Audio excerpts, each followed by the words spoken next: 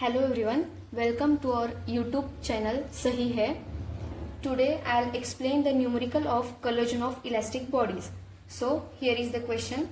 A ball of mass 30 kg moving with a velocity 4 meter per second strikes directly another ball of mass 15 kg moving in opposite direction with velocity of 12 meter per second of coefficient of resistance is equal to 5 by 6.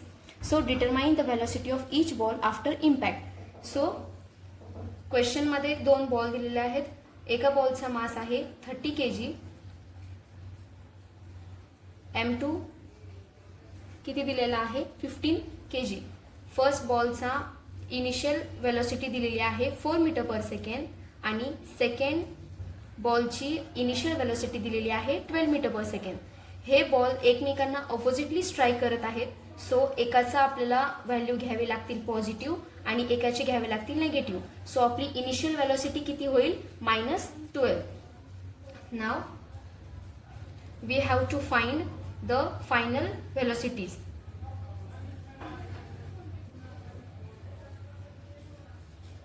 कारण आपल्याकडे initial velocities दिलेल्या आहेत. So आपण चालू करूया answer काढायला. Let's start to find the answer. So आपल्याला initial momentum याच्यामधून आपलं ते आन्सर भेटून जाईल. इनिशियल मोमेंटमचा फॉर्म्युला काय आहे आपल्याकडे m1 u1 plus m2 u2.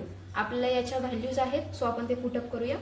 m1 किती दिलेला आहे आपल्याला 30, u1 किती आहे 4, m2 15 into -12 because opposite direction आहे. सो कॅल्क्युलेट केलं त्याचा आन्सर येतं -60. नाव फायनल मोमेंटम. फायनल मोमेंटमचा formula m1 v1 plus m2 v2. आपल्याकडे फक्त मासच्या व्हॅल्यूज आहेत. v1 v2 आपल्याला फाइंड आउट करायचं आहे. सो m1 किती आहे 30 v1 प्लस 15 v2. सो आपल्याला कन्झर्वेशन ऑफ मोमेंटम याच्या मदतीने आपल्याला असं लिहिता येतं -60 म्हणजेच इनिशियल मोमेंटम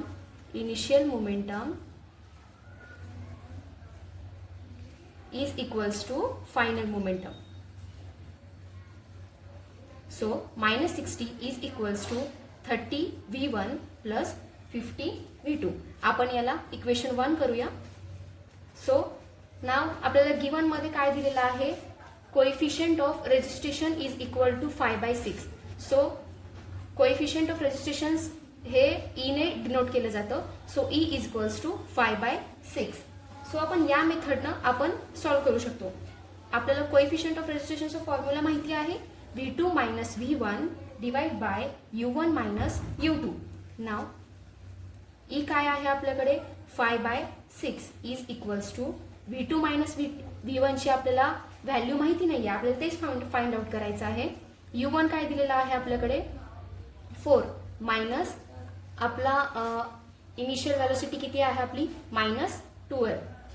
सो याचा आन्सर किती होतं v2 मायनस v1 बाय 16. नाव v1 मायनस v2 आपल्याला फाइंड आउट करायचं आहे. सो किती येतं 5 by 6 इंटू 16. सो याची व्हॅल्यू किती येते 80 by 6. आपल्याला आता 6 मल्टिप्लिकेशन मध्ये न्यायचं आहे. So 6 v1 minus 6 v2 is equals to 80. Now आपल्याला v1 करायचं आहे. So v1 is equals to 80. हे इकडे येऊन काय होतं प्लस मध्ये जातं 6 v2 आणि हा 6 डिवाइड मध्ये येतो. सो आपल्याला ही व्हॅल्यू आता आपल्याला इक्वेशन 1 मध्ये ठेवायची आहे.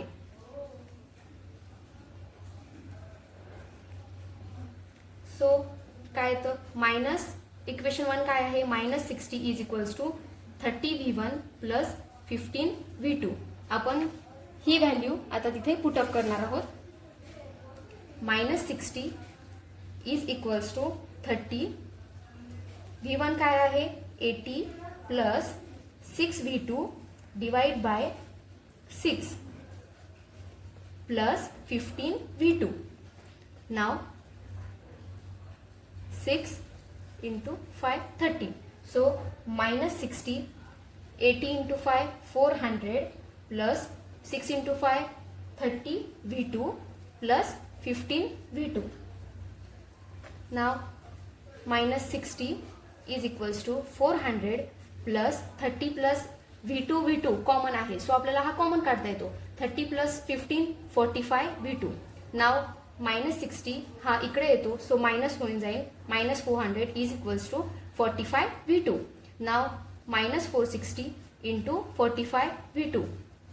V2 डिवाइड बाय 45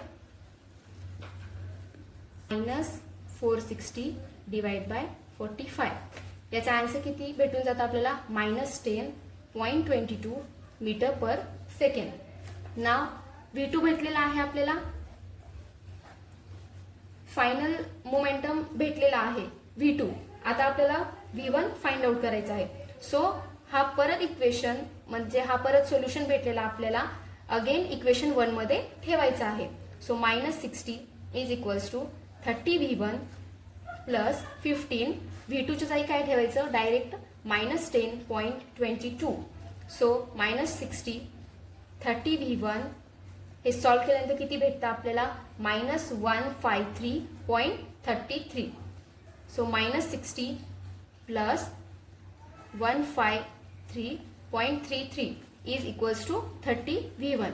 हा मायनस असलेला इकडे प्लसमध्ये आला, सो याचं आन्सर किती येतं? 93.33 is equals to 30 V1. Now V1 इकडं आणि 93.33च्या 30 मल्टिप्लायमध्ये होता, इथं येऊन डिवाइडमध्ये होणार. याचा आन्सर आपल्याला भेटून जातं 3.11 मीटर पर सेकंड. सो आपल्याला इनिशियल व्हॅल्यू आणि फायनल मोमेंटम भेटलेले आहेत. V1 3.11 मीटर पर सेकंड आणि V2 -10.22. सो आन्सर भेटलेला आहे आपल्याला. Thank you for watching this video. Like, subscribe and share for more numerical solving tutorial. Thank you.